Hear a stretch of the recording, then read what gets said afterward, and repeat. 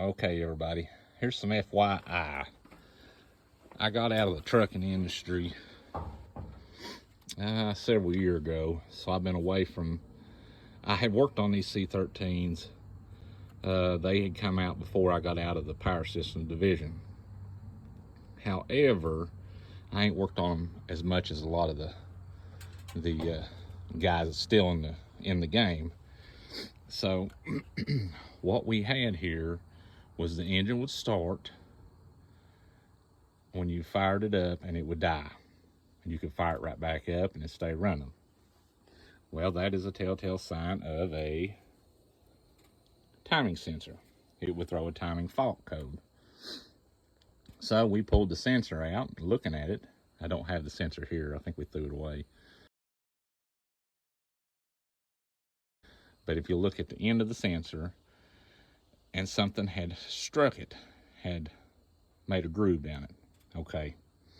So in my mind, I'm wondering, okay, here's the cam gear.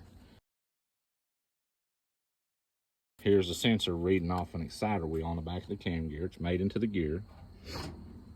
This thing's a turning.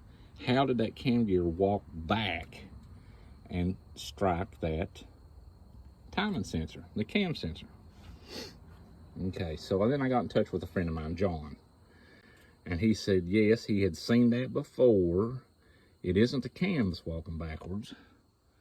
It's the cam thrust plate that holds the cam in. A bolt backs out,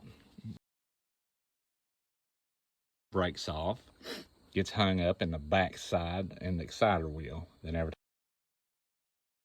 time it comes around, it's a whacking that sensor. So, plan of action was remove the fan drive, remove the balancer, pulley, all this on the front end. Got down here where we could get this cover off. Take the cover off, you can get to the cam. The cam gear has holes in it.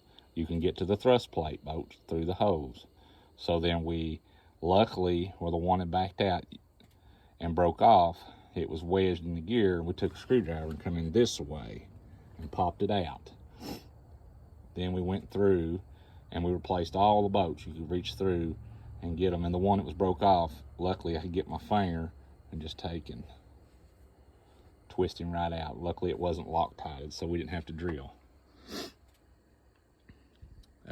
Put new bolts in. So if you have this issue and it's dying and throwing a fault code, which don't mean that the sensor ain't went bad, or that it's even isolated to the cam sensor instead of crank sensor.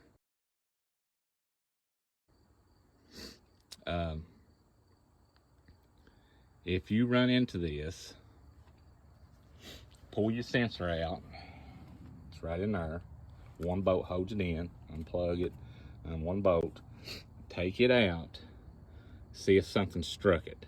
If something struck it, take your mirror, look back in that hole, and have someone roll the engine and look for a Allen bolt head hung up in the back side of that gear.